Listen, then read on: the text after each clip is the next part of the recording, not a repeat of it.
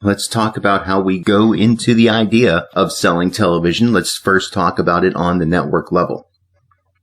The FCC defines a television network as an entity providing more than 14 hours per week of primetime entertainment programming to interconnected affiliates on a regular basis. So it's a very elaborate way of saying that if a network provides at least 14 hours of content a week, and it does so in such a way that ideally each affiliate is airing the same content at the same time, then that group that provides that content is considered to be a network.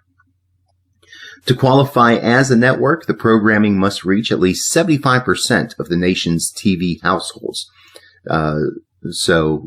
This was actually kind of an interesting thing for Fox. When Fox first started out, it was not legally considered a network, because when it started out, it did not offer 14 hours of programming a week, and it did not reach 75% of the households that are out there. So Fox wasn't really considered a network until 1990, when it was able to reach that larger saturation. Often buyers and sellers move from one side of the table to the other. A network seller might have agency experience, while an agency buyer might have a background in network selling. And because of this association, they know each other well and learn to trust each other. So basically, those that are in the business are going to know the business. They're going to know those that represent the different aspects of the business, and they're going to be pretty savvy as to how certain things work and operate, and be able to use that knowledge to be able to negotiate for their company's best interest. There are three markets for network television. There is the upfront market, there is the scatter market, and the open or the opportunistic market.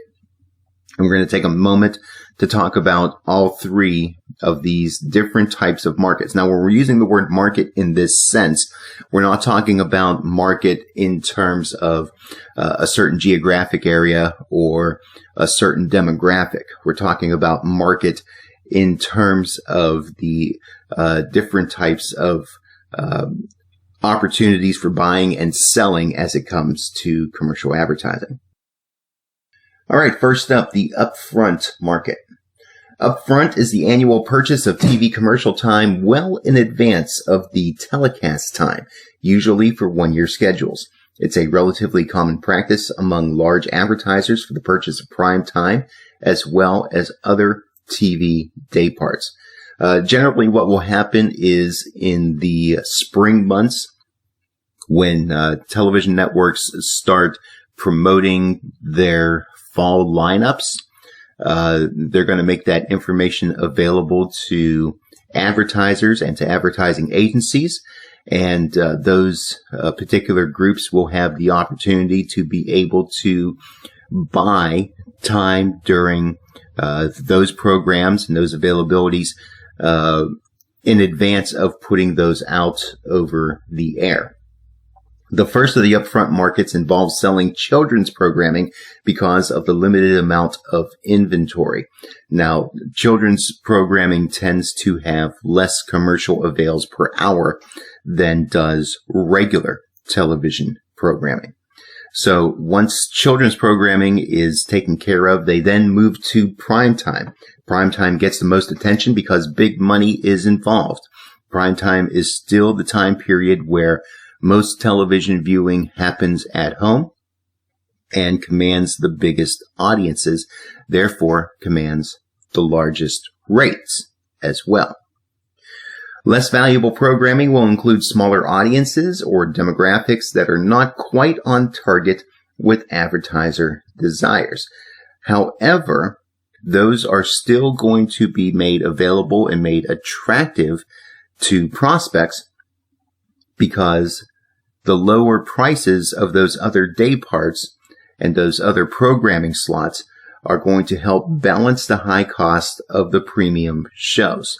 So kind of creating that average unit price that we've talked about in previous chapters, trying to get that price to where when you look at it across the entire spectrum, it makes the package a little more attractive for the buyer.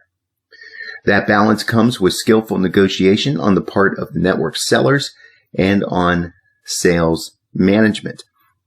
So while there's the rate card out there, and while the networks are looking to get a certain rate per unit that is available, the negotiation process is going to be an ongoing sort of thing where they're talking about how to balance what the networks are looking for from rate card versus the needs of the advertiser, being able to put different packages together with some of the other day parts to create a package that is attractive and will create a buy.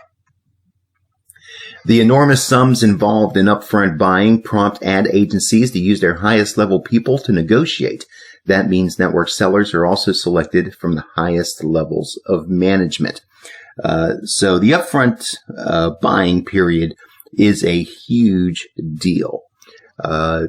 They only let the best of the best go in and sell those early avail opportunities and have their best people doing the negotiating on their behalf.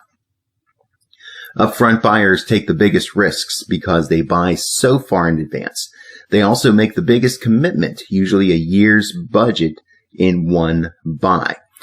So part of the problem here is that when you're buying programming that is several months out, you're buying for shows that haven't been tested yet, for new series, and you're not able to show ratings and shares and all that sort of thing. You're basically buying on what might be a potentially big show, what might potentially draw in a huge audience.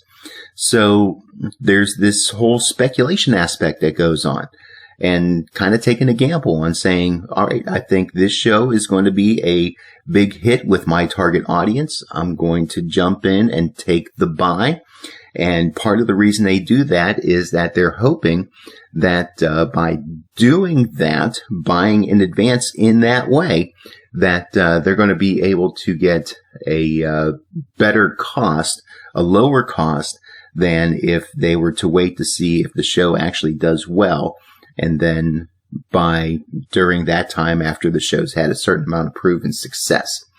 The network does guarantee, though, that the advertiser will reach a specified minimum audience level.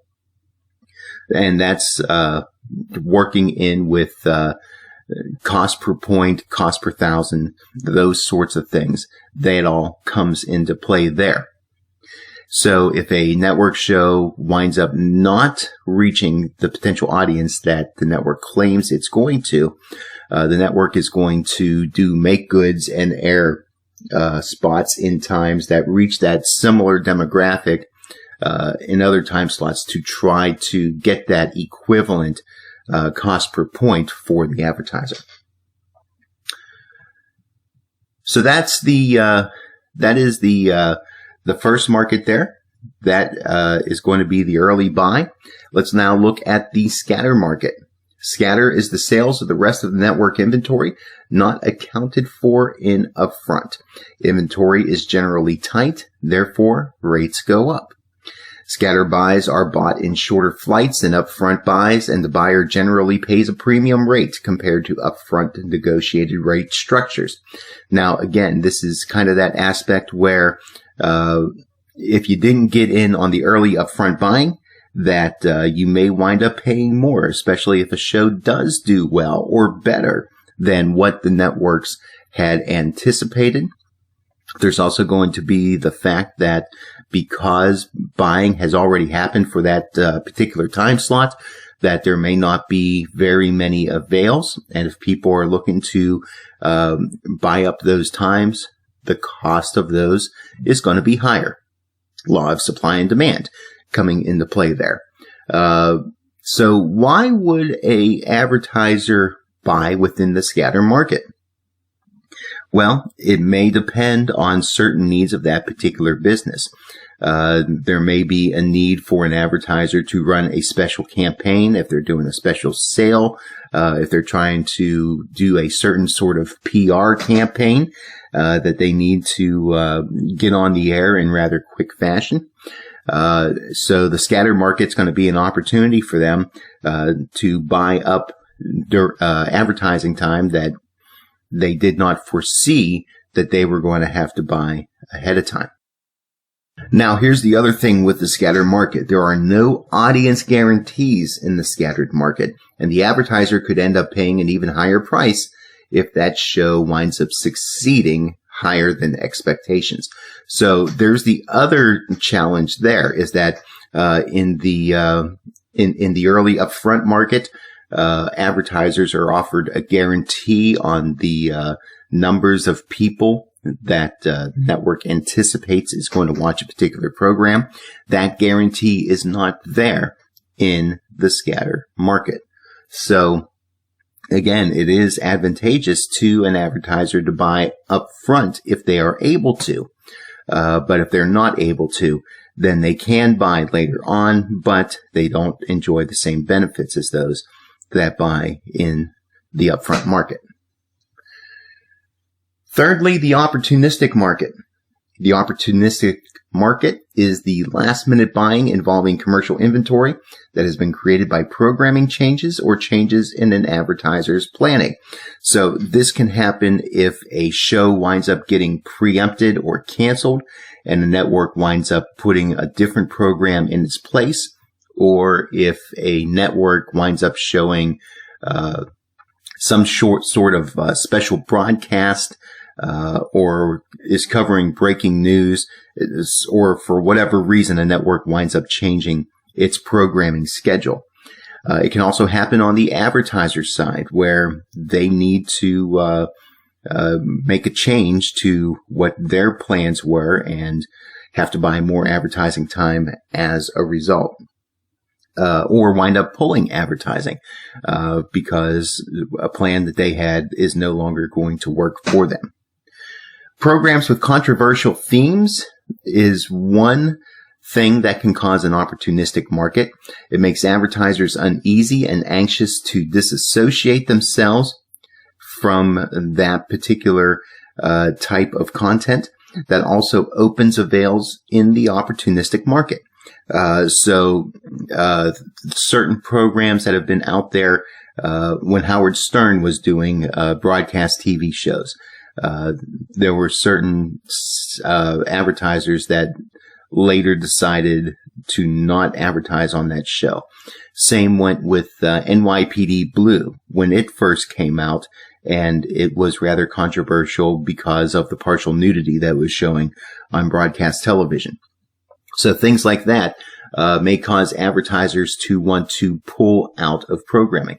A more recent example would be some of the issues involving the program Empire on Fox, with the issues surrounding the court cases of Jussie Smollett.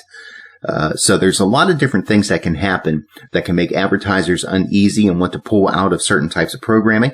And when that happens, there is that opportunistic market to be able to go and buy advertising within those programs that advertisers either have to change their plans or no longer have a desire to put their content with, put their advertising with a particular type of content, and it can create opportunities for others that are willing to step in.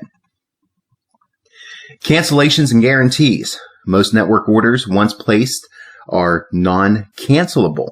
If an agency commits to an upfront buy and its marketing strategy changes or it faces financial problems, it is the advertiser's responsibility to sell off the unused time.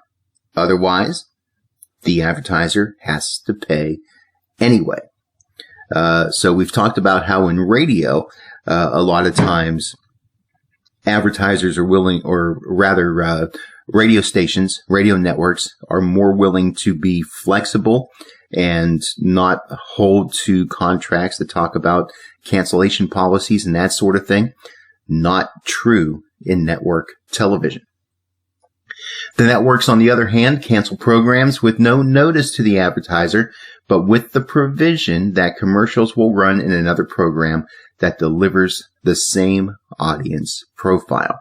And we've talked about how television networks may wind up having to do last-minute changes in programming. So that is a provision that they will make to advertisers, that they will make those commercials good in slots that provide similar or better numbers for the particular demographics that the advertiser is looking for. The cost of network time is based on guarantee of price against audience, computed in cost per thousand. If a program does not achieve a certain number of households that the advertiser was promised, the network will have to run its spots in other programs to accumulate the additional audience required to bring that CPM down to the promised level. The television network is going to do everything it can to not have to give advertising revenue back to the advertiser. And this is one means that they have to be able to make that advertiser happy, to run those commercials in other time slots, again, that provide similar or better numbers for the particular audience it's looking for. Clearances. Delivering enough households or persons to make the buys efficient is a product of two things. It's a product of the popularity of the network's programming, also a product of the number of network affiliates that carry the program. So this is something that network advertisers or network sellers of advertising, rather, have to keep in mind, is that while most times an affiliate of a network is going to carry the programs of the network, there's not necessarily an obligation for them to do so. When an affiliate carries a network program, it is said to clear the program, hence the term clearance. However, stations again are not required to clear the programs. If local management feels a program does not suit the local marketplace, they may make a local substitution, which is called a preemption. So in those cases, those are certain segments of the population that automatically are taken out from the overall numbers of the potential audience that a network can realize for a program. And that is going to hurt the network in terms of being able to forecast the number of viewers that an advertiser can expect within its show. If a certain network deems a certain episode of a program to be inappropriate for one reason or another, or just does not fit the taste of the people in its market, it can decide not to air that show. And the network is left trying to figure out if it can still meet its obligation to its advertiser by running spots within that show, or if it's going to have to go and provide additional spots in other time slots to meet their obligation to the advertiser.